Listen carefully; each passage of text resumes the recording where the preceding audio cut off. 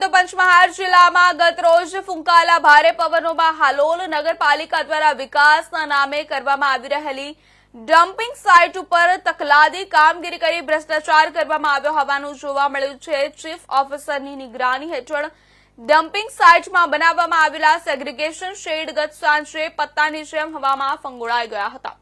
એક શેડ તો હવામાં 100 મીટર દૂર જઈ પડ્યો હોવાનું જોવા મળ્યું છે। ત્યારે નગરને સ્વચ્છ કરવાના નામે ડમ્પિંગ સાઇટ વિકસાવવા આડેધડ કરવામાં આવતા કામો ગુણવત્તા વગરના કરવામાં આવતા હોવાનું ગતરોજ ફૂંકાયેલા પવનને સાબિત કર્યું છે। અત્રે સાઇટ ઉપર જૂના સેગ્રીગેશન શેડ ઉભા છે, જ્યારે નવા બનાવવામાં આવેલા 2 શેડ હવામાં પત્તાની જેમ ઉખડી જતા સમગ્ર કામગીરીમાં ભારોભાર ભ્રષ્ટાચાર કરવામાં આવતો હોવાની શંકા નકારી શકાય તેમ નથી।